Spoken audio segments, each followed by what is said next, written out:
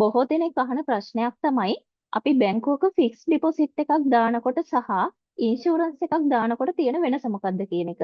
මොකද ගොඩක් අයට ඉන්ෂුරන්ස් ගැන තියෙන විශ්වාසය අඩුයි. ඒ හින්දා ගොඩක් අය පෙළඹෙනවා බැංකුවක ෆික්ස් ඩිපොසිට් එකක් දාන්න. හැබැයි ඒ දෙක අතර වෙනස ගොඩක් අය දන්නේ නැහැ. ඉතින් මම අද හිතුවා ඒ ගැන පොඩි දැනුවත් කිරීමක් කරන්න. මෙන්න මේ විදිහට අපි දැන් හිතමු රුපියල් 10000ක මුදලක් යම්කිසි පුද්ගලයෙක් මිලියන 6ක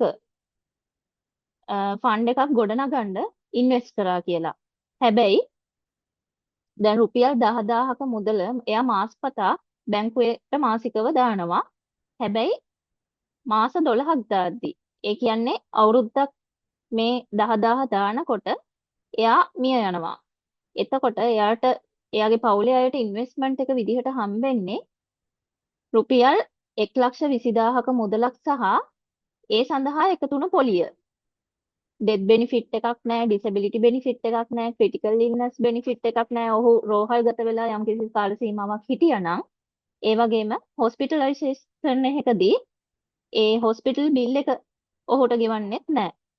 ඒ වගේම මේ මිලියන 6ක ෆන්ඩ් එකක් එයා ගොඩනගන්න උත්සාහ කරාට ඒ ෆන්ඩ් එක ගොඩනගෙන්නෙත් නැහැ. අනිත් හේතුව තමයි ඔහු ජීවතුන් අතර හිටියා වුණත් මේ මිලියන 6ක ෆන්ඩ් එකක් ගොඩනගන්න නම් ඔහුට සෑහෙන කාලයක් මේ මුදල ඉන්වෙස්ට් කරන්න සිද්ධ වෙනවා. හැබැයි ඉන්ෂුරන්ස් එකක තියෙන වෙනස තමයි මේ මිලියන 6 කියන ෆන්ඩ් එක ගොඩනගන්න ඉන්ෂුරන්ස් එක ආරම්භ කරද්දිමයි. එතකොට මිලියන 6ක ඉන්වෙස්ට්මන්ට් ප්ලෑන් එකක් සඳහා අවුරුදු 30ක පුද්ගලයෙක් ගත්තොත් ඔහු මාසිකව දාන්න ඕන ගාණ රුපියල් 23,595යි.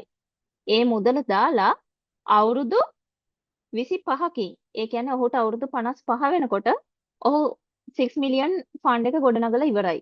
ඒ වගේම තමයි ඩෙත් බෙනිෆිට් එක. බැරි වෙලාවත් ඔහු එක වාරිකයක් දැම්මට පස්සේ මිය ගියත්, එහෙම නැත්නම් මේ විදිහට රුපියල් මේ 10,000 මම දාලා තියෙන්නේ අර කලින් ප්ලෑන් එකට අනුව. එහෙම නැතුව අපි හිතමු දැන් මේ අවුරුදු 30ක පුද්ගලයා, මං කිව්වේ අවුරුදු 30ක පුද්ගලයෙකුට දාන්න ඕන 23,595යි කියලා.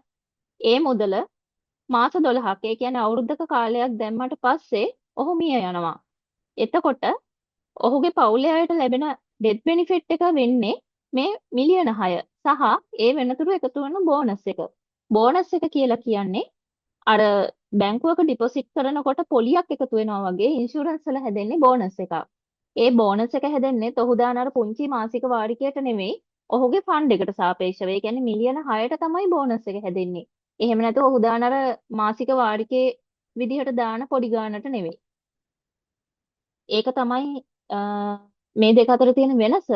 ඒ වගේම මේ 6 මිලියන් ෆන්ඩ් එක ඉන්ෂුරන්ස් එක ගොඩනගන පුද්ගලයා මිය ගියේ නැත්තම් ඔහුට අවුරුදු 55ක් වෙනකොට මේ මිලියන 6ම සහ බෝනස් මුදල විදිහට තව අතිවිශාල මුදලක් ඔහුට හිමි වෙනවා. ඒ වගේම ඩෙත් බෙනිෆිට් එක, ඩිසැබිලිටි බෙනිෆිට් එක, ක්‍රිටිකල් ඉල්නස් බෙනිෆිට්, ඒ වගේම හොස්පිටලයිසේෂන් බෙනිෆිට්, මේ හැම දෙයක්මත් ඇතුළත්.